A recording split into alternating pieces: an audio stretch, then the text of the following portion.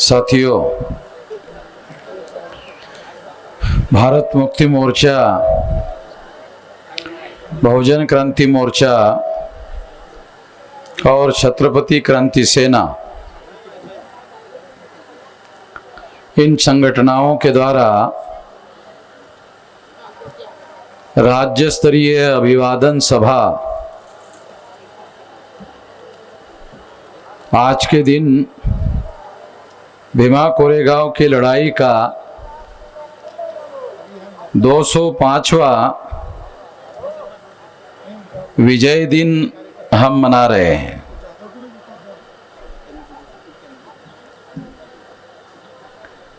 जो भीमा कोरेगांव का विजय स्तंभ है, वहां पर फडणवीस की सरकार ने, आरएसएस की सरकार ने शौर्य दिन लिखा। वो विजय दिन होना चाहिए। हमारे लोग शब्दों के बारे में ध्यान नहीं रखते। लड़ाई, चाकू, छुरी, बंदूक, गोली, इसकी लड़ाई खत्म हो गई। शब्दों से लड़ने की लड़ाई शुरू हो गई है। लोकतंत्र में शब्दों से लड़ाई लड़ी जाती है। आप लोगों ने ध्यान नहीं देखा, ध्यान से ये नहीं किया। पहली बार जब इसको 200 साल हुए थे तो फडणवीस ने फसाद करवाया था। अभी वो डिप्टी चीफ मिनिस्टर है, उसने फसाद करवाया था महाराष्ट्र में।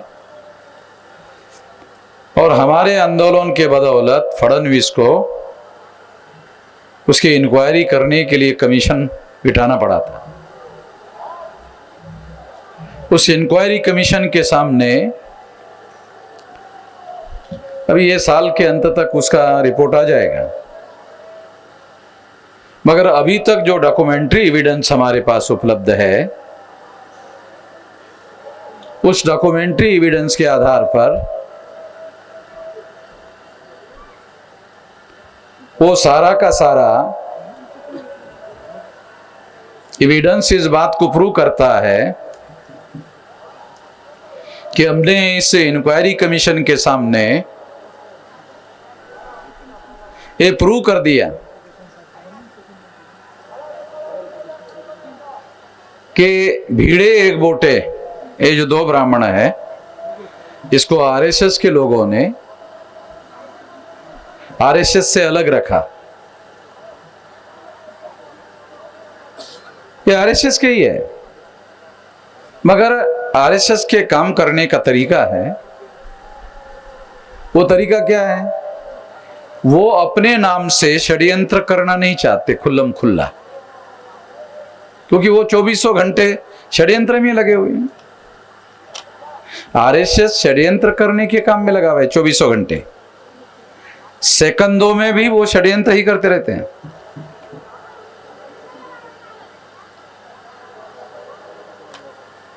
तो ये षड्यंत्र करने वाले जो लोग हैं, वो खुल्लम खुल्ला सामने आकर षड्यंत्र नहीं कर सकते। इस वजह से अपने यहां ही ट्रेनिंग दिए हुए लोगों को भीड़े और एक बोटे, ये दोनों के दोनों ब्राह्मण, भीड़े भी ब्राह्मण का सरनेम, एक बोटे भी ब्राह्मण का सरनेम, ये दोनों को उन्होंने आरएसएस में ट्रेनिंग देके छोड़ा और आरएसएस के प्रोटेक्शन में रखा।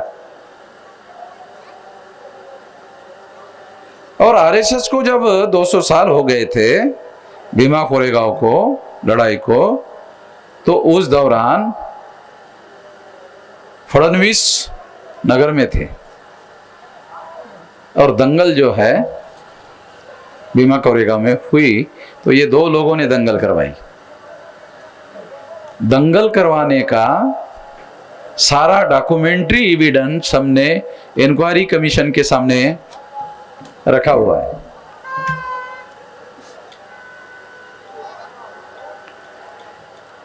अभी नई जानकारी मिली है इंक्वायरी कमीशन के सामने।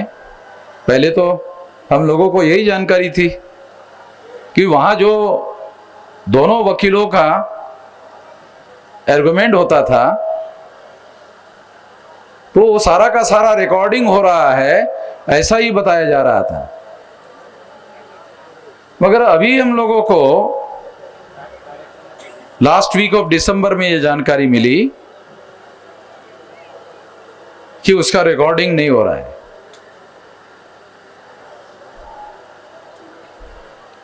तो ये थोड़ा फडणवीस की सरकार आने के बाद ये नया डेवलपमेंट है इंक्वायरी कमीशन के पास।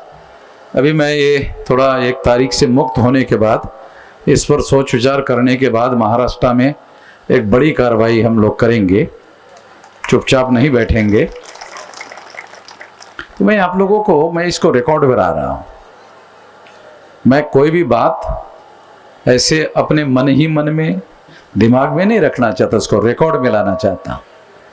और बगैर सबूतों के कोई बात मैं कहने का आदी नहीं हूं, सबूतों के साथ बोल रहा हूं। तो इसलिए क्योंकि अभी अभी मुझे कहाँ है राहुल मखरे, कहाँ है? हाँ बराबर है ना। हाँ ये हमारे इंक्वायरी कमीशन में हमारे वकील है, तो उन्होंने मुझे ये जानकारी दी। और ये जानकारी भी नहीं मिलती जब उन्होंने वो रिकॉर्ड नहीं मांगा होता। तो उन्होंने रिकॉर्ड मांगा, तो रिकॉर्ड मांगने के बाद में ये पता चला। तो भीमा कोरेगांव का इंक्वायरी कमीशन के रिकॉर्ड में हम लोगों ने ये प्रूव कर दिया फडणवीस उस समय मुख्यमंत्री थे और वो फसाद फडणवीस ने करवाया था। मैं सारे महाराष्ट्र में उसके लिए यात्रा निकाली थी और सारे महाराष्ट्र में मैंने ये कहा था कि ये फसाद फडणवीस ने करवाया। उस समय के रिकॉर्ड है मेरे पास में। मगर हमने अभी इंक्वायरी कमीशन के सामने ये प्रूव कर दिया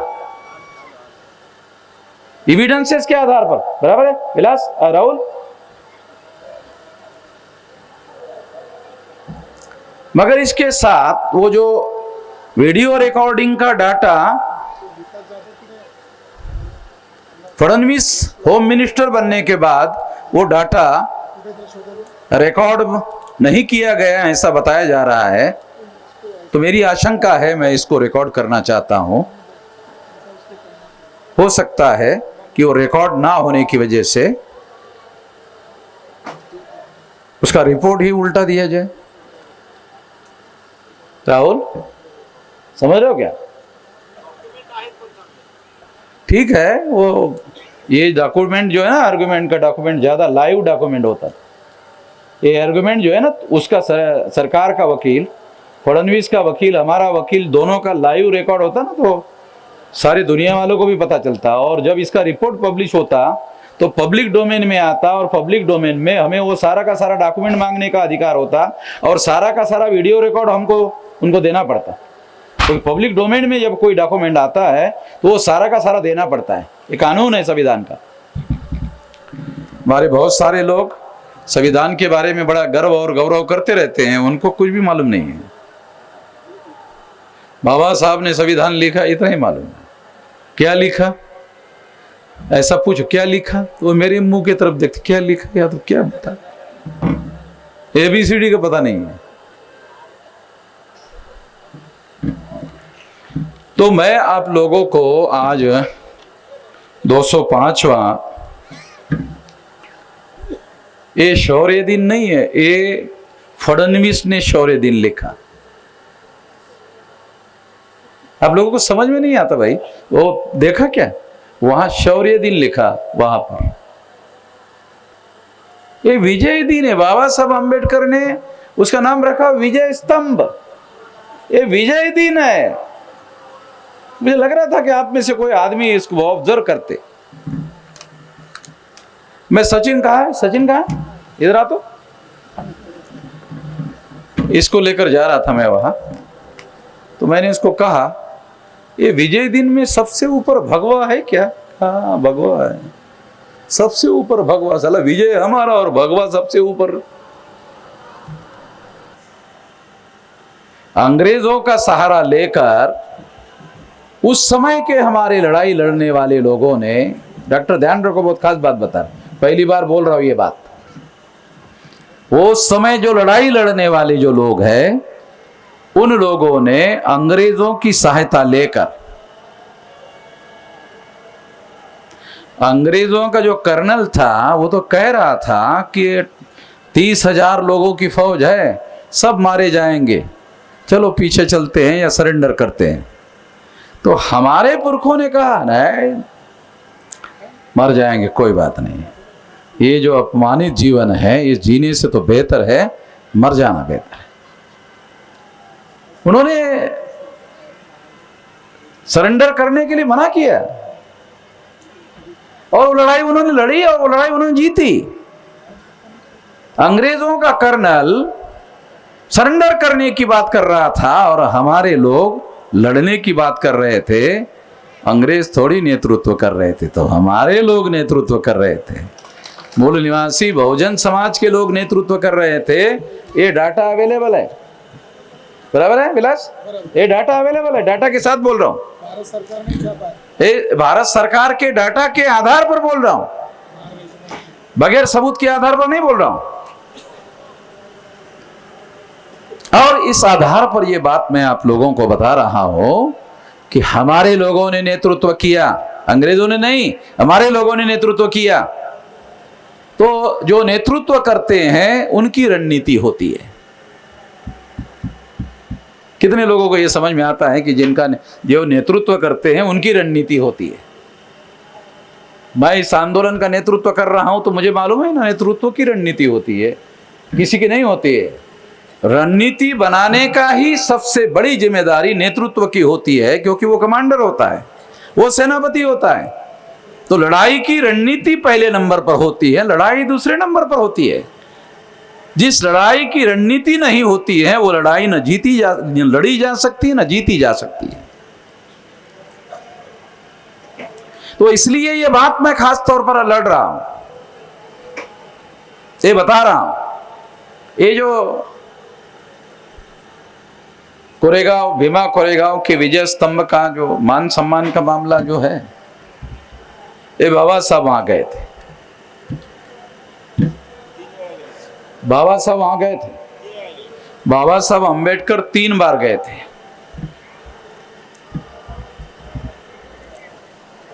तीन बार वहां गए।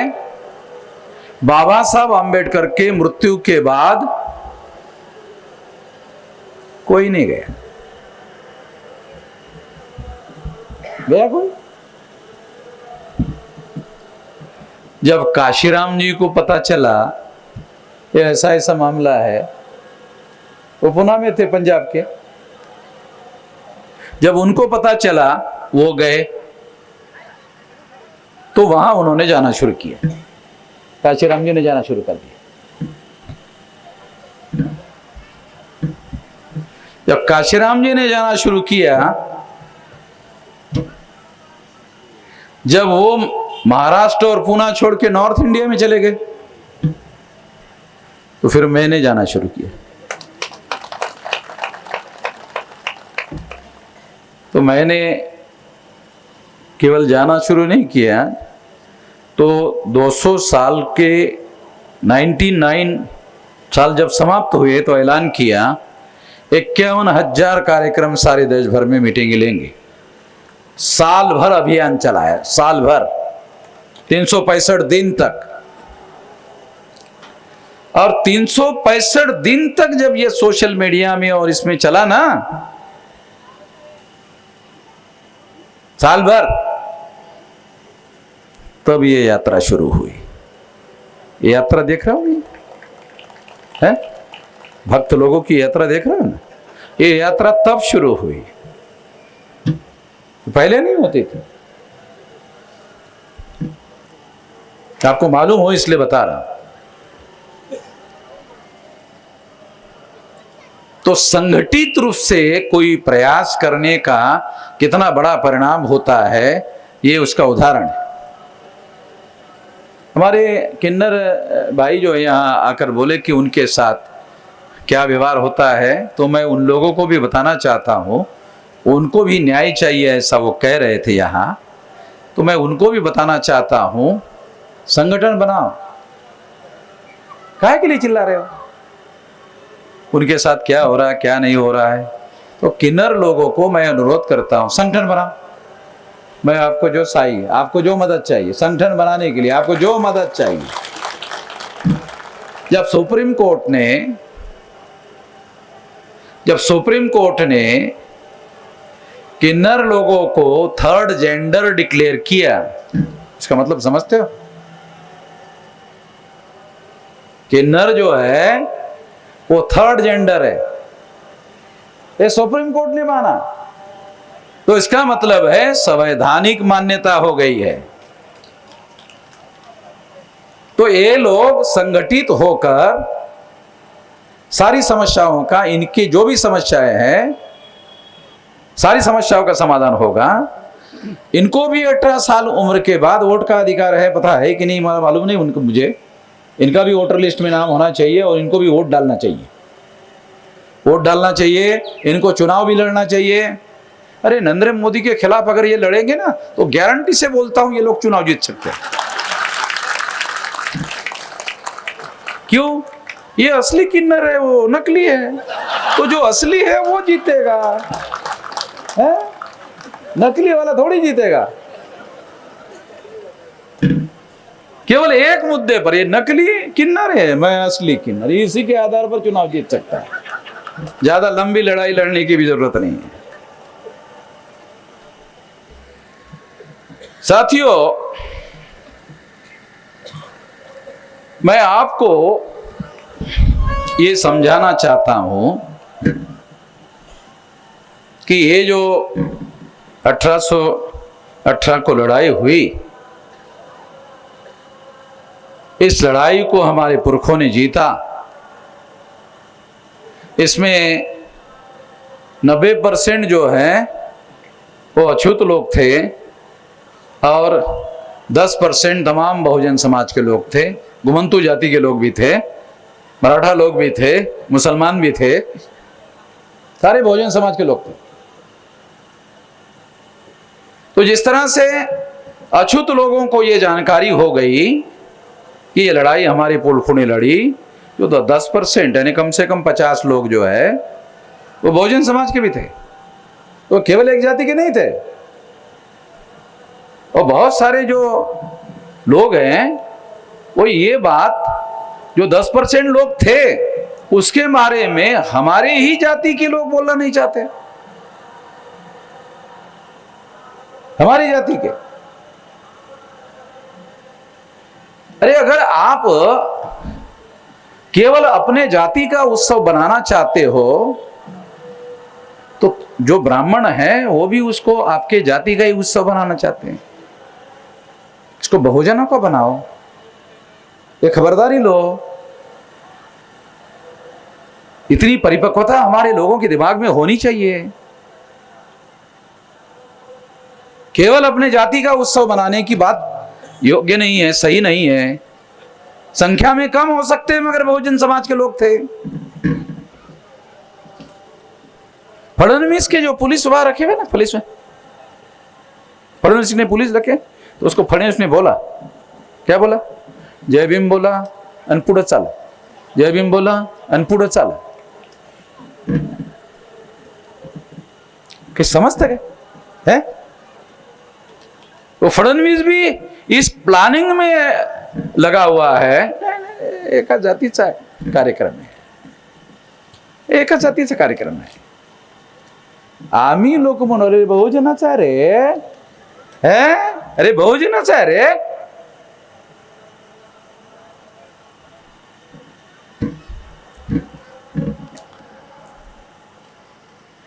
और खास बात हम लोगों को यह समझना होगा कि उस लड़ाई को जीतने के बाद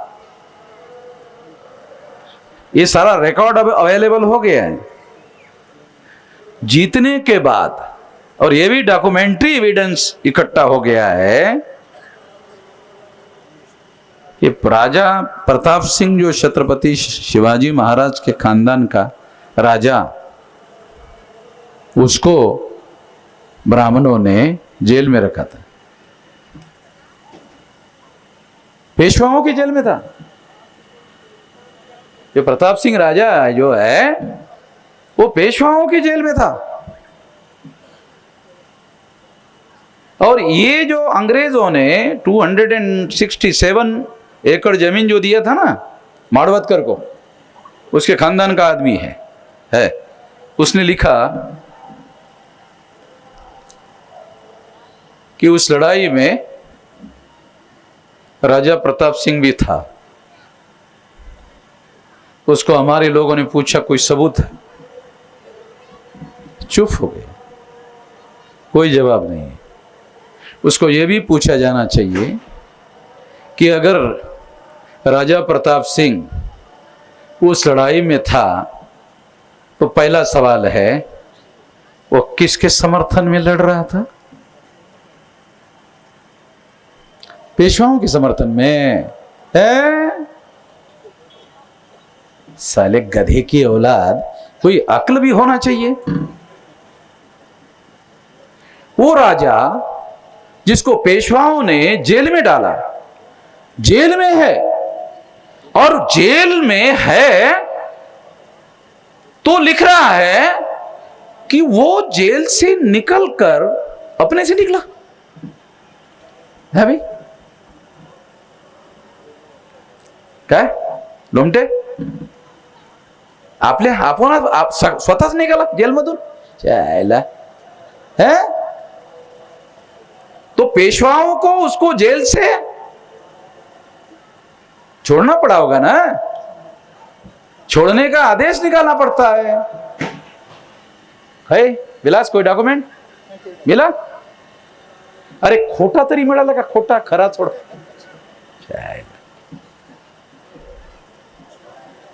पर ठीक है, थोड़ी देर के लिए मान लेता हूं मैं। हमारे गधे लोग हैं, हमको इतिहास का एबीसीडी पता नहीं है, थोड़ी देर के लिए मान लेता हूं। ओके ठीक है। छत्रपति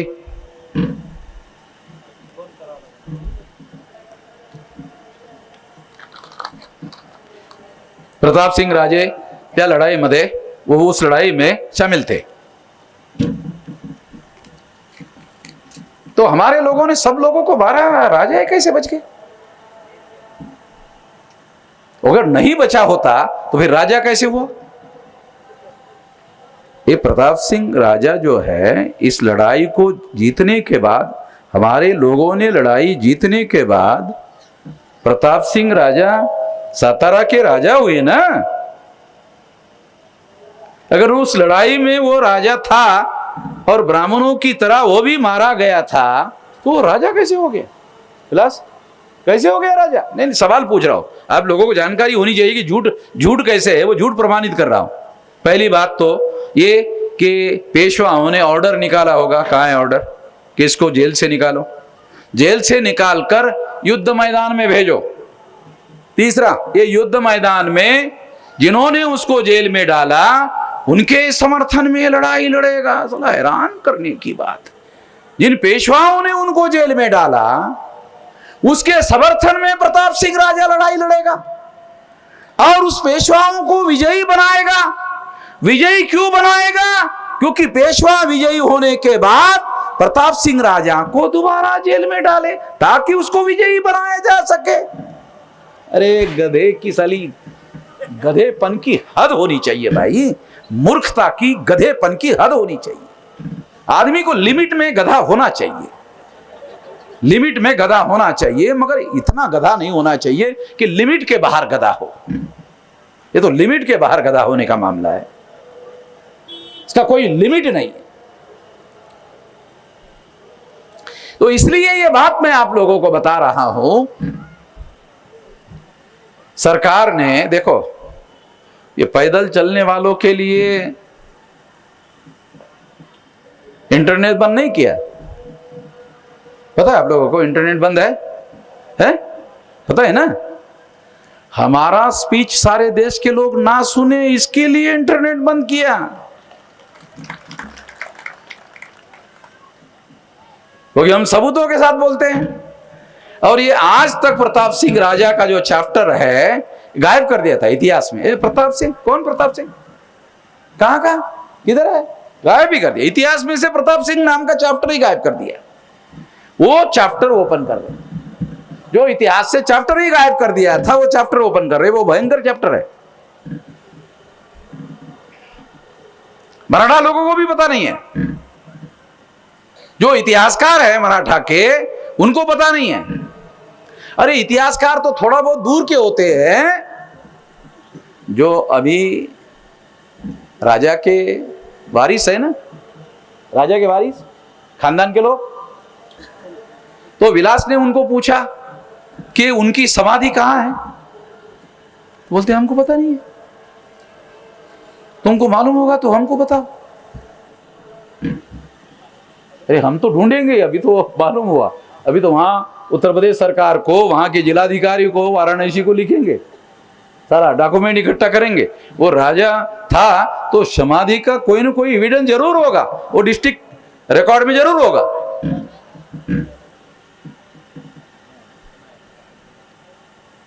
वो राजा समझौता करने के लिए तैयार नहीं था, इसलिए ब्राह्मणों के साथ समझौता करने के लिए तैयार नहीं था, इसलिए उसको वहां ही उन्होंने सड़ा सड़ा कर मारा।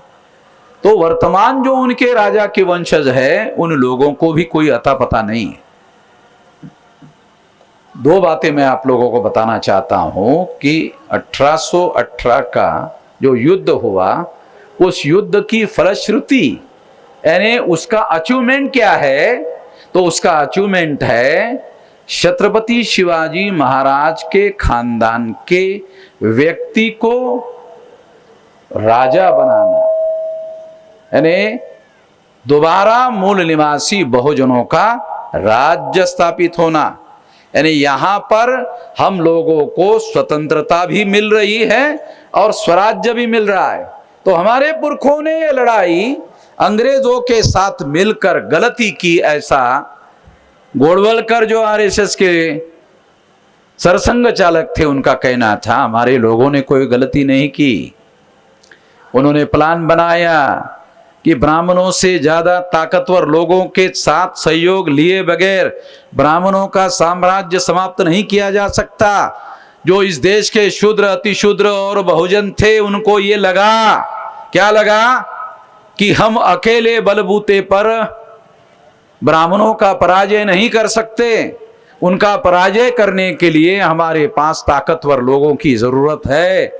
तो इस वजह से अभी हम लोग अंग्रेजों की मदद लेंगे, और जब हम लोगों की ताकत बढ़ेगी तो फिर ब्राह्मण भी विदेशी है हमारे लिए और अंग्रेज भी हमारे लिए विदेशी है। अभी एक साथ दोनों दुश्मनों के साथ लड़ाई नहीं लड़ी जा सकती। ये तो अक्लमंद लोगों का काम है भाई, जो हमारे पुरखों ने किया। मुझे तो हैरानी होती है कि वो इतना सोच समझ कर निर्णय कर रहे थे, सूझबूझ से लड़ रहे थे। वो अंग्रेजों के समर्थन में नहीं लड़ रहे थे। उन्होंने ज्यादा ताकतवर जो ब्राह्मण थे उनको उन्होंने परास्त किया, और फिर जो अंग्रेज इस देश के हुक्मरान बने, उसके पहले जानते हो भारत कितने टुकड़ों में बटा हुआ था? है हमारे लोगों को पता है? 650 संस्थानिक और 650 राजा। भारत अभी 36 राज्यों में। भारत के अभी कितने राज्य हैं? 36 स्टेट है।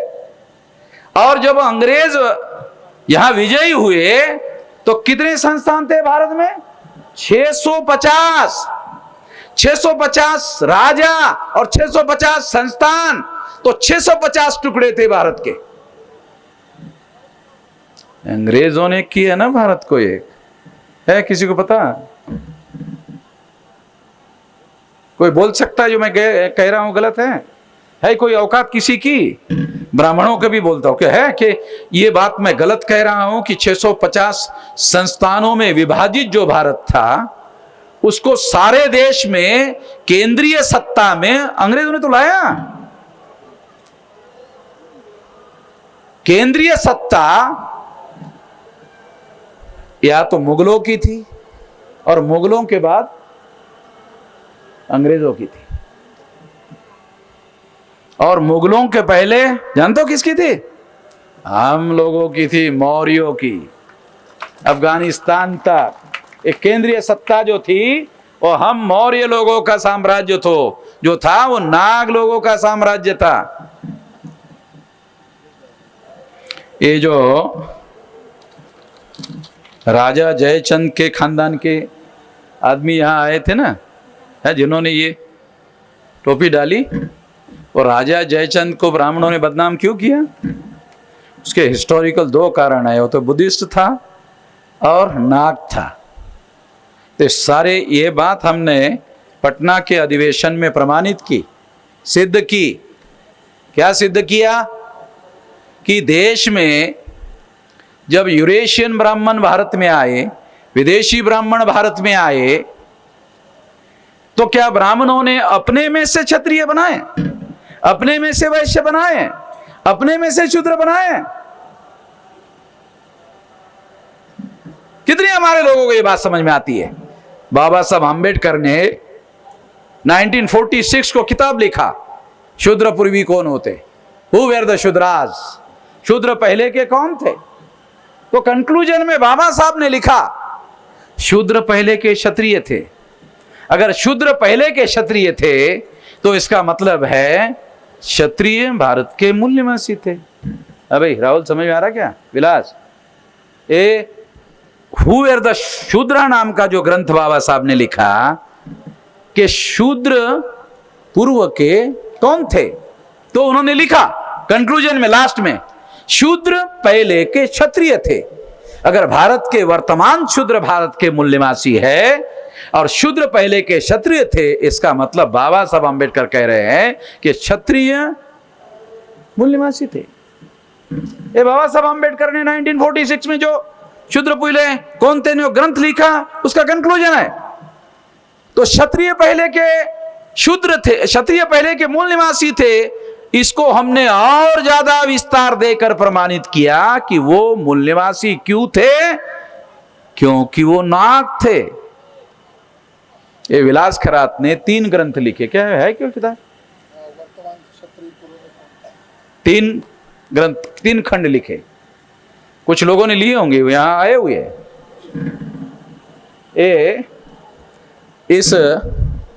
इसका टाइटल है वर्तमान क्षत्रिय पूर्व में कौन थे। 3 खंड है। हिस्टोरिकली प्रमाणित कर दिया गया सबूतों के साथ, और इसको जांच किया डॉक्टर राजेंद्र प्रसाद कुशवाहा जी बिहार के, और उसको विस्तार से पढ़ने के बाद इनको टेलीफोन किया। सही है क्या उन्होंने, कि जो आपने लिखा, मैं ये हैरानी से इसको पढ़ रहा था कि शायद इसमें गलतियां होगी। ये सारी की सारी बातें सही है, क्योंकि ये विश्व की जो 10 यूनिवर्सिटियां हैं ना, विश्व की, भारत की कोई भी नहीं है। क्योंकि जब तक ब्राह्मणों के नियंत्रण में रहेगा, विश्व की यूनिवर्सिटी का नंबर हमारा कैसे आएगा? नालंदा और तक्षशिला जब यूनिवर्सिटी थी दुनिया में हमारे यहां, तो वो दुनिया में पहले नंबर की थी। ये तक्षशिला और नालंदा यूनिवर्सिटी जो थी वो दुनिया में पहली थी। और अभी दुनिया में सारी यूनिवर्सिटी अमेरिका और यूरोप में है, 10 यूनिवर्सिटी, उसमें भारत की एक भी नहीं है। तो मैंने सोचा 100 में भी नहीं है, 200 में भी नहीं है, 300 में भी नहीं है, 400, हाँ 400 में। इतने नालायक है ब्राह्मण। हमारे हाथ में तो है नहीं ना, हम थोड़ी देख रहे भारत को, हम चला रहे क्या? हम तो नहीं चला रहे। हम चलाते तो फिर दिखाते हमारे पास तो कुछ भी नहीं है। फिर भी हम लोग जो है ये इस तरह का यूनिक रिसर्च जो है सबूतों के साथ प्रमाणित कर रहे हैं,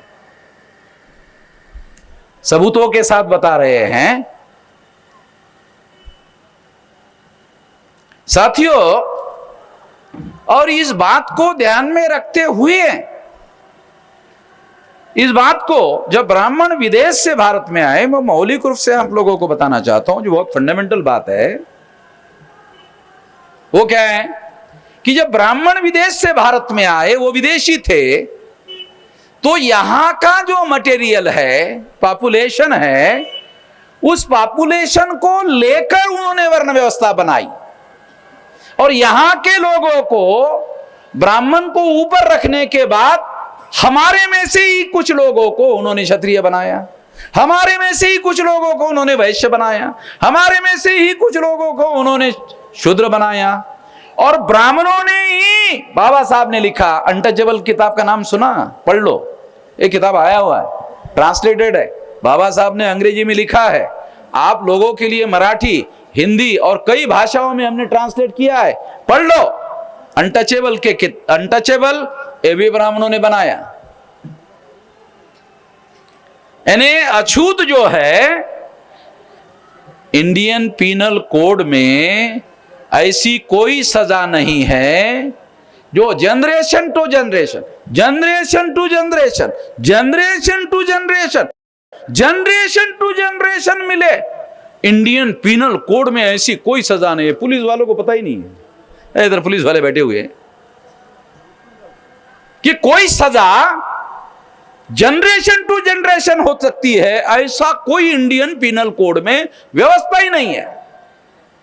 मगर ये अस्पृश्यता की जो सजा है, ये जनरेशन टू जनरेशन, एक जनरेशन को नहीं, तमाम 2000 साल हो गए। कितने एग्जैक्टली साल हो गए? तो ईसा पूर्व 185 को सम्राट बृहदत्त मौर्य की हत्या की पुष्यमित्र शुंग नाम के ब्राह्मण ने। तो आज 2022 चल रहा है, तो 2022 में 185 मिलाओ तो आंकड़ा निकलता है 2207 साल। इतने साल हो गए। गणित के साथ बता रहा, मेरा गणित बहुत कच्चा है, आप देख लेना। 85 में 22 को मिलाने के बाद 207 ही होते हैं ना। 2207 साल हो गए। ईसा पूर्व 185 को सम्राट बृहदत्त मौर्य की पुष्यमित्र शुंग नाम के ब्राह्मण ने हत्या की। ब्राह्मणों का सारा इतिहास हिंसा का इतिहास है। और ब्राह्मणों ने बुद्ध पर, मौर्य पर यह आरोप लगाया। क्या आरोप लगाया? ये अहिंसक लोग हैं। समझ क्या बोल रहा हूं? क्या आरोप लगाया ब्राह्मणों ने? ये अहिंसक लोग हैं। और ब्राह्मणों ने अपने लिए क्या कहा? हम हिंसक लोग हैं।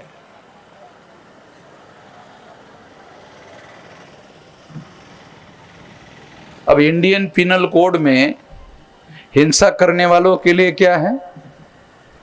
हैं? तो पुलिस वालों को पूछो तो मीसा वीसा है क्या? है? जिसकी जमानत नहीं होती। तो सारा का सारा ब्राह्मण समाज जो है वो हिंसा का समर्थन करता है। वो परशुराम के हाथ में है इतना बड़ा। मैं कार्यक्रम लेने के लिए गया राखीगढ़ी में, फिलहाल बराबर, वहां वो जय हिंद ब्राह्मण है, परशु लेके खड़ा है, वामन में शाम को नहीं आने देंगे। है डुप्लीकेट रहे, यहां कुछ रहे, मगर उसने वहां आने नहीं दिया। तो उसका मैं क्या जवाब दे सकता हूं? उन्होंने सोचा नहीं। मैं दिमाग से बाबा साहब आम्बेडकर का अनुयायी हूं, दिमाग से काम करता हूं, बददिमाग आदमी नहीं हूं। तो 3.5 लाख लोग लेकर गए आरएसएस के हेडक्वार्टर पर। हैं?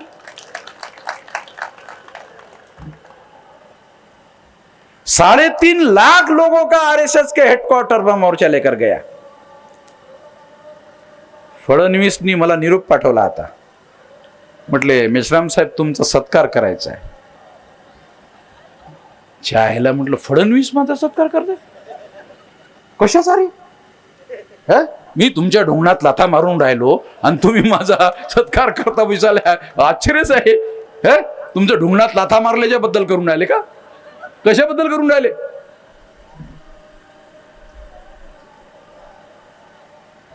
राजनीति है, मैं समझता हूं क्या राजनीति है. तो मैं आप लोगों को बात समझा रहा हूं, बता रहा हूं कि ये लड़ाई जो हम लोगों ने जीती, तो इसका सबसे पहला बेनिफिट प्रताप सिंह राजा जो पेशवाओं के जेल में थे, वो जैसे ही पराजित हुए, राज अंग्रेजों का आ गया. जब अंग्रेजों का आ गया और हमारे लोग में ये अंडरस्टैंडिंग था, वो राजा को आजाद करने के लिए वो लड़ाई लड़ रहे थे. ऐसे डॉक्यूमेंट अभी उपलब्ध हो गए. तो इसका मतलब है हमारे लोग अंग्रेजों के समर्थन में नहीं लड़ रहे थे.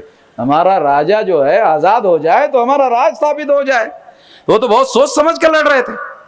ये तो पहली बार ये डॉक्यूमेंट सामने आए हैं. इसके पहले ये डॉक्यूमेंट सामने नहीं आए. इसके पहले तो यही कहा जाता था. इवन बाबा साहब आम्बेडकर का भी स्पीच अवेलेबल है. बाबा साहब आम्बेडकर का भी स्पीच अवेलेबल है कि वो इस बात को गौरव की बात नहीं मानते थे, मगर हमारे लोगों के लिए गौरव की बात है, ऐसा वो कहते. दोनों बातें लिखी हुई है रिकॉर्ड में. बाबा साहब आम्बेडकर का खुद का स्टेटमेंट है. मगर आज विलास करात ने जो सबूत लाया, हमारे लोग किसी मकसद को लेकर लड़ रहे थे. अंग्रेजों का राज स्थापित करने के लिए नहीं लड़ रहे थे. राजा को उन्होंने आजाद कराया, राजा का राज्य स्थापित किया. अंग्रेजों का राज स्थापित होने से सारे देश भर में अंग्रेजों का राज स्थापित हुआ. 650 संस्थान, 650 भारत के टुकड़े इकट्ठा हुए, एक संघ भारत हुआ. और जब 15 अगस्त 47 को भारत आजाद हुआ, तो विशाल भारत आजाद हो गया. जो 650 संस्थान में टुकड़ों में बटा हुआ था, वो 15 अगस्त को इतना विशाल भारत कोई राजा दावा नहीं कर सकता था. जो जिनके राज थे, 15 अगस्त के बाद उन सारे राजाओं को विलीन करने का आदेश दिया गया. और सभी राजाओं ने विलीन करने का आदेश दिया. और जिन राजाओं ने विलीन करने के लिए मना किया, बाबा साहब अम्बेडकर लॉ मिनिस्टर थे. सरदार पटेल ने बाबा साहब अम्बेडकर को पूछा कि क्या करे, ये निजाम मना कर रहा है, हैदराबाद का निजाम है ना, वो मना कर रहा है, क्या करे. बाबा साहब को पूछा. बाबा साहब को शिक्षा संस्था शुरू करने के लिए 45 में औरंगाबाद में निजाम का राज था, तो 211 एकड़ निजाम से जमीन लिया बाबा साहब ने. बाबा साहब को पूछा, होम मिनिस्टर सरदार पटेल ने, बाबा साहब अम्बेडकर लॉ मिनिस्टर थे, पूछा क्या करे. बोले मिलिट्री की एक्शन करो, अखबार में पुलिस एक्शन कहो. है किसी को पता? मिलिट्री की एक्शन करोगे इंटरनेशनल इश्यू होगा कि अपने ही देशवासियों पर आप मिलिट्री का है हमला कर रहे हो, क्योंकि संस्थानिक जो है उनका भी समझौता था अंग्रेजों के साथ में, कर नहीं सकते थे. तो बाबा साहब ने कहा मिलिट्री की एक्शन करो, अखबार में प्रचार करो पुलिस एक्शन. तो अभी भी हैदराबाद एक्शन को पुलिस एक्शन कहा जाता है. भाई पता है ना. तो ये जो एक संघ भारत देख रहे हो ना, बाबा साहब आम्बेडकर का भी रोल है. इस लड़ाई के बाद ही महार रेजिमेंट बनाई गई और तमाम लोगों की रेजिमेंटें बनाई गई. आप सुनकर हैरान हो जाओगे, जब हिटलर ने दुनिया में वर्ल्ड वार शुरू किया, तो वर्ल्ड वार में लड़ाई लड़ने के लिए महाराष्ट्र से भारत की जो मिलिट्री है महार रेजिमेंट, वर्ल्ड वार में लड़ाई लड़ने के लिए गई थी. है किसी को पता? बाबा साहेब आंबेडकर जिंदाबाद जिंदाबाद जिंदाबाद. अरे त्याच्या पलीकडं काहीतरी. बाबासाहेब आंबेडकरांना तुम्ही गुरु मानता म्हणून तुम्ही जिंदाबाद म्हणता, ते बरोबर आहे. पण बाबासाहेबांचा गुरु बुद्ध, बाबासाहेबांचा गुरु ज्योतिराव फुले, बाबासाहेब आंबेडकरांचा गुरु कबीर, बाबासाहेब आंबेडकरांनी एकदा तरी म्हणलं का रे जय बुद्ध जय कबीर जय फुले? एकदा तरी म्हटलं का? आहे काय अवेलेबल आहे का? एकदाही नाही म्हटलं. मग काय केलं? करत होते, दररोज करत होते. ज्या केल्याने जय व्हायला पाहिजे तोंड बंद करायचं काम चालू. अरे काही तर शिकलं पाहिजे ना. करायचं, केलं, करना होगा, कुछ करना होगा जिससे जय हो, जिससे विजय हो. तो इसलिए मैं ये बात आप लोगों को बता रहा हूं कि ये लड़ाई जो है इस साधारण लड़ाई नहीं थी.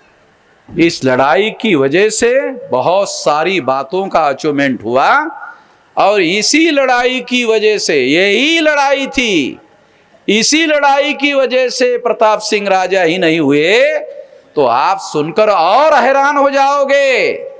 1848 नहीं, शायद 1835. स्कूल कितने बजे खुला विलास? 1832 में. ज्योतिराव फुले का 1848 और छत्रपति प्रताप सिंह ने स्कूल कब खोला? 1832. ज्योतिराव फुले के पहले हैं कि बाद में है? पहले है. फर्क इतना है कि प्रताप सिंह राजे थे, ज्योतिराव फुले संगठन के आदमी थे. जान लो, ज्योतिराव फुले का मैसेज सारे देश भर में हम लेकर क्यों जा रहे, क्यों बता रहे? वो संगठित आंदोलन था. मगर वो संगठित आंदोलन की प्रेरणा ज्योतिराव फुले ने राजा प्रताप सिंह से ही ली थी. पहला राजा है जिसने अपना राजवाड़ा स्कूल के लिए दे दिया. आज भी है, आज भी उसी. इसका गौरव होना चाहिए और समुचित गौरव होना चाहिए. और मराठा लोग इसका गौरव करे या ना करे, सारा बहुजन समाज उस बात का गौरव करेगा और आने वाले समय में उसके लिए जो आवश्यक उचित स्मारक जो हम लोगों को करना है वो जरूर करेंगे, हर हालत में करेंगे. जो जितनी हमारी औकात है, हमारी औकात छोटी मोटी तो है नहीं. अभी 10 साल में तो हम लोग अपना राज ही दिल्ली में स्थापित करने लायक हो जाएंगे. तो पुलिस वाले भी हम लोगों को सैल्यूट मार सकते हैं, समझे ना. और जिसका राज होता है उसको पुलिस वाला सैल्यूट मारता है भाई, है जिसका राज होता है. अभी तो हमारा राज नहीं है, प्रभाव है. पहले प्रभाव होता है फिर राज होता है. छोटा मोटा काम नहीं कर रहे हम लोग.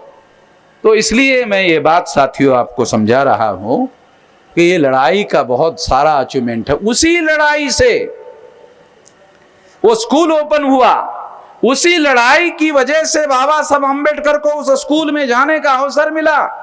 उसके फादर को, बाबा साहब अम्बेडकर के फादर को मिलिट्री में भर्ती होने का मौका मिला. उसी वजह से वो सातारा में गए. बाबा साहब अम्बेडकर के पिता सातारा के नहीं थे, वो कोकन के थे. सातारा कोकन में नहीं आता है. मिलिट्री में भर्ती होने की वजह से वो सातारा में गए और सातारा में उस स्कूल में जो छत्रपति ने शुरू किया था, उस स्कूल में बाबा साहब अम्बेडकर को एडमिशन किया. देख रहे हो ना, इतने लोग बैठे हुए. छत्रपति प्रताप सिंह राजे का उपकार है, छोटी बात नहीं है, कितनी बड़ी बात है. ये इतिहास आज तक ब्राह्मणों ने योजना बनाकर, प्लान बनाकर दबा कर रखा. अब जितना षड्यंत्र करके दबा के रखा उतना तेजी से लोगों को बताना होगा. तो उनको मालूम है, ब्राह्मणों को फडणवीस को मालूम है, लॉ एंड ऑर्डर उसके पास है, इसलिए इंटरनेट बंद किया कि सारे देश के लोगों को मालूम नहीं होना चाहिए। तो हमने ऑर्डर दिया कि ये लोगों को दिख नहीं रहा, रिकॉर्ड करो और कल ही दिखाओ सारे देश के लोगों को। हो गया काउंटर, उन्होंने किया, काउंटर को प्रति काउंटर। दिमाग से काम लेना होगा, सारे देश को दिखाएंगे और कई हजार लोगों को कहेंगे इसको आप फॉरवर्ड करो, इसको आप प्रमोट करो, सारे देश भर में 1 करोड़ लोगों तक पहुंचना चाहिए। तो ये करोड़ों लोगों तक पहुंचाएंगे, क्योंकि उन्होंने रोकने की कोशिश की, ज्यादा लोगों तक ये बात नहीं पहुंचे, इसके लिए उन्होंने रोकने की कोशिश की। उन्होंने रोकने की कोशिश की तो हम ज्यादा तेजी से बताएंगे, ज्यादा बताएंगे। तो मेरे ऊपर बहुत सारे लोग आरोप करते हैं। क्या आरोप करते हैं मालूम आपको? क्या आरोप मेरे ऊपर की? वामन मेश्राम बहुत जिद्दी आदमी। हाँ, बहुत जिद्दी आदमी हूं मैं। जो आदमी जिद नहीं करता वो सफल नहीं हो सकता। जो अपने मकसद को पूरा करने के लिए जिद नहीं करता, अरे जिद करने मात्र से सॉरी होता है। जिद के पीछे पूरी ऊर्जा, बुद्धि, पैसा, हुनर, समय, श्रम सब लगाना पड़ता है, पूरी ताकत लगानी पड़ती है, तब जाकर के काम होता है। ऐसे थोड़ी काम होता है, पूरी सारी संगठन शक्ति लगानी पड़ती है, तब जाके सफलता मिलती है। इतना आसान थोड़ी है। तो ये काम हम करेंगे आने वाले समय में। इस काम को सारे देश भर में ज्यादा तेजी से लोगों को बताया जाएगा, ज्यादा से ज्यादा लोगों को जानकारी बताई जाएगी। और ये जो जानकारी है, ये फौरी तौर पर मैं विलास को निर्देश देता हूं, इसकी बुकलेट जो है जनवरी के एंड तक पब्लिश होनी चाहिए। लिख के दे दो, पब्लिश करने की जिम्मेदारी मेरी, और कई भाषा में इसको ट्रांसलेट करने की जिम्मेदारी मेरी। अंग्रेजी में, हिंदी में, मराठी में, भारत की 14 भाषा में मैं पब्लिश करूंगा। करोड़ों लोगों तक पहुंचनी चाहिए। ये इतिहास जो है ये बहुत भयंकर बात है। तो ज्यादा से ज्यादा लोगों तक आज तक दबा के रखा, तो ज्यादा से ज्यादा लोगों तक पहुंचनी चाहिए। ये काम हम लोगों को ज्यादा तेजी से करना चाहिए। साथियों, दूसरी महत्वपूर्ण बात मैं आप लोगों को बताना चाहता हूं कि इतिहास में बहुत सारी बातें हैं, बहुत सारे सबूतों को दबा के रखा हुआ है। वो सबूत जैसे जैसे पुरातत्व के द्वारा, डीएनए के द्वारा, आर्कियोलॉजिकल सर्वे के द्वारा जो जैसे जैसे सबूत उपलब्ध हो रहे हैं, वैसे वैसे हम लोग ये सारी बातें बता रहे हैं, लोगों को सबूतों के आधार पर बता रहे हैं। तो इसलिए मैं ये बात आप लोगों को बताना चाहता हूं कि इस लड़ाई में प्रताप सिंह राजा शामिल नहीं थे। उस लड़ाई में मारे नहीं गए थे, वो जेल में ही थे और पेशवाओं के जेल में थे, वो कैदी थे। पेशवाओं को पराजित करने की वजह से उनको छोड़ना पड़ा। वो छोड़ने का आदेश पेशवाओं का नहीं था, क्योंकि पेशवा पराजित हो गए थे, राज अंग्रेजों का आ गया था और हमारे लोग उस पराजित करने में सबसे आगे थे। इसलिए हमारे लोगों के कहने पर अंग्रेजों को, राजा को आजाद करने का फैसला किया था। इसलिए राजा प्रताप सिंह को जेल से आजाद करने का इस युद्ध के नायकों का श्रेय जाता है। उन लोगों ने प्रताप सिंह राजा को, जो छत्रपति शिवाजी महाराज के वंशज थे, वो इसके हकदार है, श्रेयदार है। तो महाराष्ट्र के जो मराठा कम्युनिटी के लोग हैं, उन लोगों को ये बात ध्यान रखना होगा। उन लोगों को, जो उनके खानदान के लोग बचे हुए राजा के, उनको भी ये बात ध्यान रखना होगा। वो लोग इस बात को सामने लाएंगे कि नहीं लाएंगे, इसके तो मुझे डाउट है, मगर हम लोग ये काम जरूर करेंगे और ज़्यादा तेजी से और ज़्यादा जोरदार तरीके से करेंगे। ये बात खास तौर पर मैं आप लोगों को बताना चाहता हूँ। साथियों, ये जो पूना के जो पेशवा ब्राह्मण थे, ये ब्राह्मण यहाँ से, अभी विलास ने बताया कि ये नागपुर गए थे और वहाँ का भोसले राजाओं का राज उन्होंने खालसा किया, खत्म किया। तो इसलिए मुझे ऐसा लगता है कि आरएसएस की स्थापना पूना में होने के बजाय ये नागपुर में कैसे हुई साला, मुझे अब इसका जवाब ही नहीं मिलता था। तो मुझे लगता है अभी जवाब इसमें उसका जवाब है कि ये जो पुना के ब्राह्मण, पेशवा ब्राह्मण जो थे वो वहां नागपुर में, और उन्हीं के खानदान के ये लोग रहे होंगे जिन्होंने आरएसएस बनाई।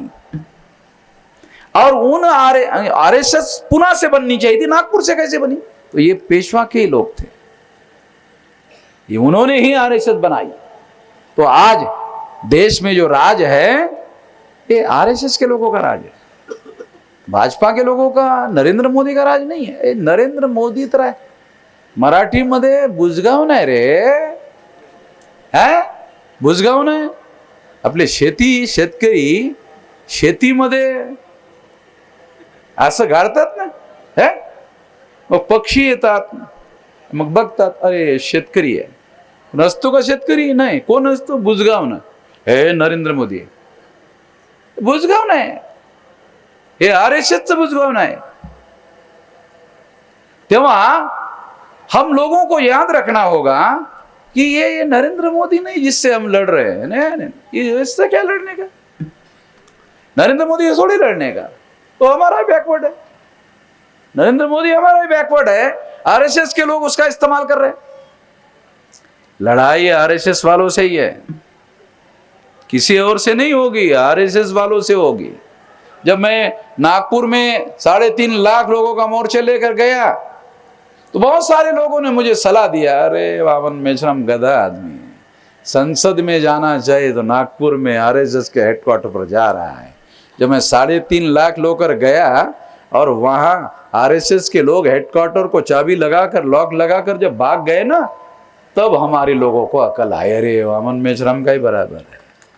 अबे ये जो दिल्ली में बैठे हुए लोग हैं ना, और महाराष्ट्र में ये शिंदे बिंदे ना, अरे ठेवलेला आहे ते, ठेवलेला समजते ना, मराठीतल्या लोकांना समजते है ते, बघा त्याला समजले, हे ठेवलेलं आहे ते असं टिळा लावून, है तो ये थोड़ी राज करने वाले लोग हैं, ये राज करने वाले लोग नहीं है।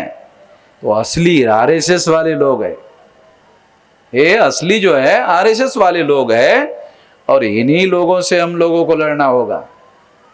ये हम लोग समझते हैं, हम लोगों को मालूम है किससे लड़ना है, किससे नहीं लड़ना है, किसी से भी नहीं लड़ने का। अपने लोगों को सामने करते हैं तो अपने लोगों को सामने करते हैं तो उन लोगों से नहीं लड़ने का।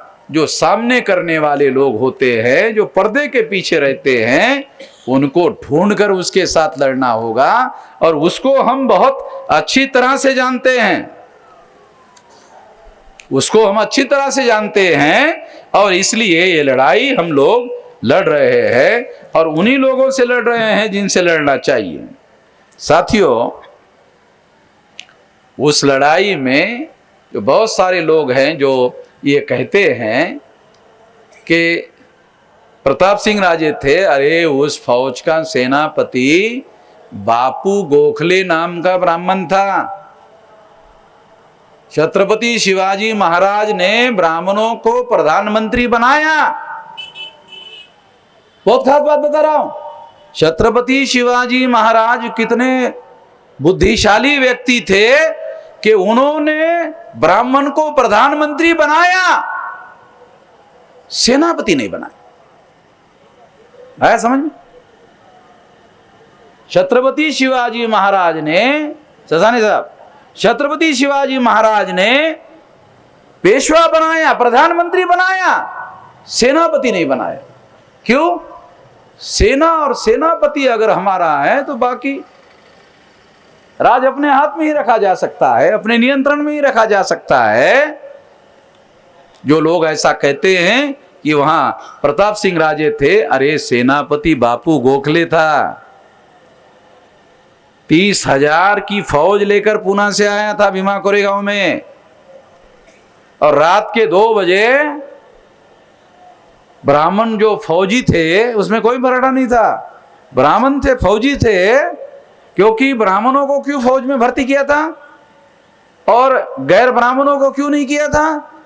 पेशवाओं को ये डर था कि अगर दूसरे लोगों की फौज को बनाया, मराठा लोगों की फौज बनाया, तो वो लोग इंटरनल सैबोटेज कर सकते हैं, विद्रोह कर सकते हैं। इसलिए मराठा लोगों को फौज में नहीं भर्ती किया, ब्राह्मणों को फौज में भर्ती किया। अब जब रात के 2 बजे ब्राह्मणों को 30,000 में से 30,000 ब्राह्मणों को मालूम हुआ कि वो 500 लोगों में सिद्धनाथ है, मालूम हुआ ब्राह्मणों के फौज को मालूम कि सिद्धनाथ है। 2000 ब्राह्मण नाम सुनकर ही भाग गए।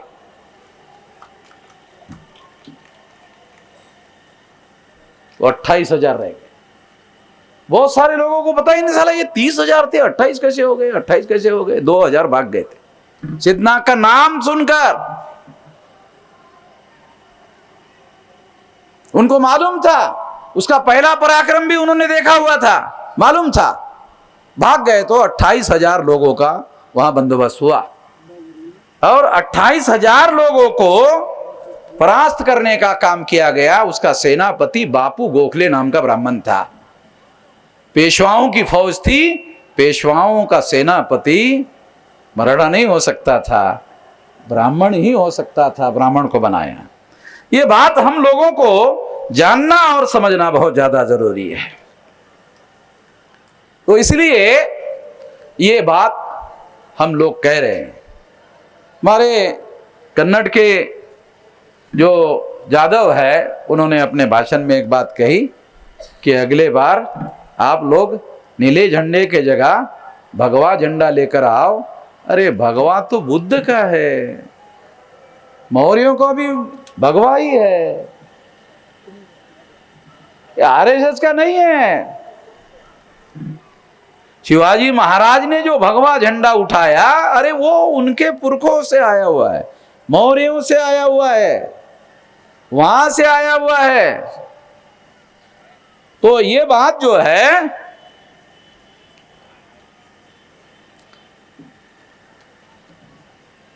तो ये बात हम लोगों को समझना होगा कि ये भगवा जो है ये हमारा ही है। अरे ब्राह्मण विदेश से आए तो जमीन के ऊपर ऊपर आए ना, जमीन के नीचे क्या है, वो तो सारा हमारा ही है। तो इस जमीन पर देखो, सिंधु घाटी सभ्यता से इस देश में संस्कृति का प्रारंभ हुआ, तो उसके बाद बुद्ध का दिखाई देता है इतिहास, उसके बाद मौर्य का दिखाई देता है। मौर्य चंद्रगुप्त मौर्य से लेकर 10 राजा हुए, आखिरी राजा सम्राट बृहदत्त मौर्य, उसको आखिरी राजा को मारा, तब तक जो है वो सब हम लोगों का ही था, हम लोगों का ही था सारे देश भर में। तो इस तरह से सारे देश भर में हम ही लोगों का राज था। तो जब भारतीय संस्कृति और सभ्यता की बात बोली जाती है, लिखी जाती है, तो तब भारतीय सभ्यता का मतलब वर्ण व्यवस्था की सभ्यता नहीं, जाति व्यवस्था की सभ्यता नहीं, अस्पृश्यता की सभ्यता नहीं है। नरेंद्र मोदी को कौन बोलेगा भाई? नरेंद्र मोदी भारतीय सभ्यता, भारतीय अरे तर बामणापासून सुरू नाही होत रे नम्या, है? अरे तो तिकडून सिंधू घाटीपासून सुरू होते। यायला त्याला काही इतिहासाचा ही माहित नाही। हे जेवढं बामणं लिहून देतात, पाठांतर पण जबरदस्त आहे, मानावं लागेल चायला। नमो का पाठांतर बहुत जबरदस्त है आणि मिठ्ठू सारखा एवढा जबरदस्त बोलतो, हा वाटत सुद्धा नाही की मिठ्ठू सारखा बोलून राहिला है। तो ये बात मैं खास तौर पर आप लोगों को बता रहा हूं, और ये ब्राह्मणों का रिकॉर्ड है। वो सारी सत्ता उनके नियंत्रण में है, मगर वो दिखाते रहते हैं कि ये नहीं हमारा नहीं है, दूसरे लोगों को सामने करते हैं। आखिरी बात कहकर मैं अपनी बात समाप्त करना चाहता हूं, रिपीट करके दोबारा बता रहा हूं कि ब्राह्मण जब भारत में विदेश से भारत में आए, डीएनए के अनुसार ये प्रमाणित हो गया है, ब्राह्मण का डीएनए यूरेशियन लोगों का है, यूरेशिया से भारत में आए तो इन लोगों ने यहां की प्रजा जो है, यहां की प्रजा से, यहां की जो प्रजा है वहां से उन्होंने क्षत्रिय, वैश्य, शूद्र, अछूत, आदिवासी, नॉमेडिक टाइप, ये सारे के सारे ये ब्राह्मणों ने बनाए हुए हैं। ये रिपीट करके बता रहा हूं। इसीलिए ये लोग मूल निवासी है, उनका डीएनए विदेशी नहीं है। अगर ब्राह्मण से बनाया होता तो विदेशी मिलता, ये नहीं मिल रहा है तो इसकी वजह है ये यहां की प्रजा से हुई बनाया, तो इसलिए वो सारा का सारा, वो सारे के सारे जो आज सारे देश भर में क्षत्रिय है वो मूल रूप से नाग लोग है। नवल वियोगी का किताब ले लो, आर्कियोलॉजिकल सर्वे ऑफ इंडिया का डेप्टी डायरेक्टर था, आर्कियोलॉजिकल सर्वे ऑफ इंडिया का डेप्टी डायरेक्टर, उसने किताब लिखा the Nagas the ancient ruler of India. ले लो, किताब है लिखित, और छोटे आदमी का नहीं, ये आर्कियोलॉजिकल सर्वे का डेप्यूटी डायरेक्टर ने प्रमाण, पुरातत्व के प्रमाण के आधार पर प्रमाणित किया कि एंशिएंट रूलर जो थे भारत के, नाग लोग थे। नाग लोगों ने राजनीतिक संस्थाओं का निर्माण किया। ब्राह्मणों के नाम पर एक भी सबूत उपलब्ध नहीं है कि उन्होंने मानव जाति के विकास के लिए किसी संस्था का विकास किया। ब्राह्मणों के नाम पर कोई ऐसा सबूत उपलब्ध नहीं है जिसके आधार पर यह कहा जा सके कि ब्राह्मणों ने मानव जाति के विकास के लिए किसी संस्था का निर्माण किया। उन्होंने मानव जाति को 4 टुकड़ों में बांटा, ब्राह्मण, क्षत्रिय, वैश्य, शूद्र। फिर 6247 जाति के टुकड़ों में बांटा। 1703 अछूत जाति के टुकड़े हैं, 801 आदिवासी के टुकड़े हैं, 3743 ओबीसी के टुकड़े हैं। ये उनका इतिहास है, और ये इतिहास घृणा का इतिहास है। ये दुनिया में कोई ऐसी कम्युनिटी नहीं है, कोई ऐसा समूह नहीं है जो इतने जगह पर विभाजित करने वाले हो। इसलिए ब्राह्मण 24 घंटे डरे रहते हैं, पता नहीं हमारा क्या होगा।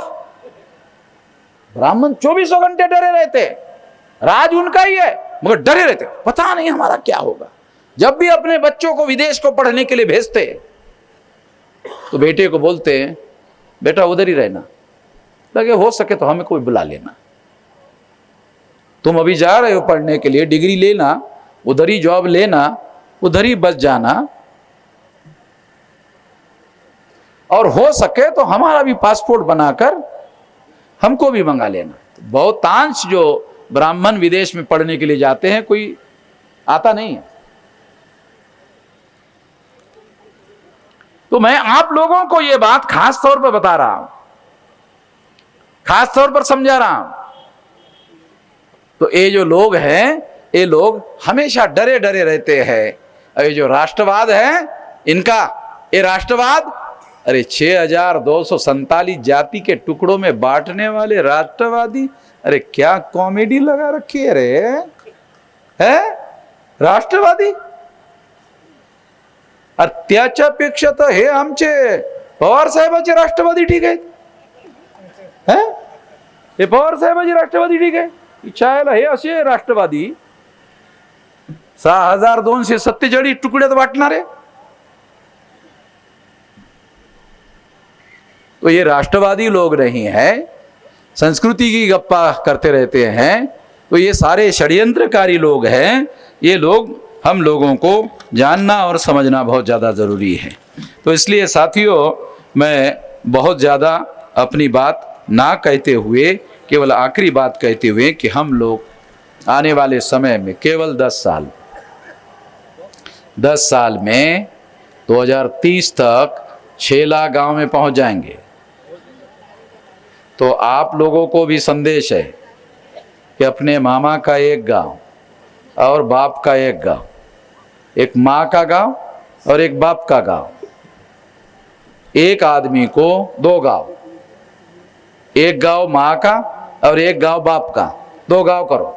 तो 3.5 लाख लोग आए थे ना, उसमें से 50 लाख छोड़ दो, 50,000 छोड़ दो, 3 लाख लोगों ने अगर एक माँ का गांव और एक बाप का गांव तैयार किया तो ये काम 6 महीने में भी हो सकता है। तो 2030 तक जाने की जरूरत नहीं है, 30 तक का आंकड़ा मैक्सिमम रखा तो सारे 6 लाख गांव में पहुंच जाएगा। और 6 लाख गांव में यदि हम लोग इस संदेश को, इस विचारधारा को पहुंचा देते हैं और एक गांव में 2 लोगों को तैयार करते हैं तो 12 लाख, 10 लोगों को तैयार करते हैं तो कितना होगा, 10 लोगों को तैयार करते हैं तो कितना होगा, 6 लाख इंटू 10 60 लाख आहे करे उभं राहायला जागा आहे एवढे नागपुरात है, 60 लाख लोकांना उभं राहायला जागा है? और 100 लोगों को करे 6 करोड़, 200 लोगों को करो 12 करोड़ और 250 एवरेज लोगों को तैयार करो 15 करोड़। अब 15 करोड़ लोगों को सड़कों पर उतारो, केवल नेपाल की जगह खाली है, वो वीजा नहीं लगता, उधर भाग सकते हैं, भागने के लिए जगह नहीं मिलेगी। तो हम लोगों को आने वाले समय में ये लड़ाई लड़नी होगी। अभी 2000 आज का तारीख 1 है तो 23 लग गया, तो 23 में जो है हम लोग ईवीएम के बारे में सारे देश भर में ईवीएम की लड़ाई लड़ेंगे, ईवीएम की लड़ाई लड़ेंगे, क्योंकि ईवीएम जो है सबसे ज़्यादा सत्यानाश करने वाला जो मशीन है वो ईवीएम है। तो इसलिए ईवीएम के बारे में हम लोग लड़ाई लड़ेंगे और साल भर में इसकी देश भर में परिवर्तन यात्रा की तैयारी शुरू होने वाली है। गौतम रेडी है कार्यक्रम? तो कन्याकुमारी, पहले हमने कश्मीर से कन्याकुमारी गए थे, अभी कन्याकुमारी से कश्मीर जाएंगे। तो ऐसा कार्यक्रम होगा, साल भर 365 दिन तक चलेगा। हे राहुल गांधी सारखं काही राज्यात काही जिल्ह्यात नाही, प्रत्येक जिल्ह्यात 674 जिले, हर जिले में जाएंगे, समझे, हर जिले में जाएंगे और कुछ राज्यों के कुछ जिलों में नहीं, सारे जिलों में जाएंगे, सारे देश भर में लड़ाई लड़ेंगे और समाज को तैयार करेंगे। ये मैं आज के मौके पर घोषणा करता हूँ और ये लड़ाई और ज़्यादा बड़े पैमाने पर हम लोग लड़ेंगे। इस लड़ाई में आप साथ सहयोग करोगे, इस आशा और विश्वास के साथ आपने मेरी बात ध्यान से सुनी, इसके लिए आभार, धन्यवाद।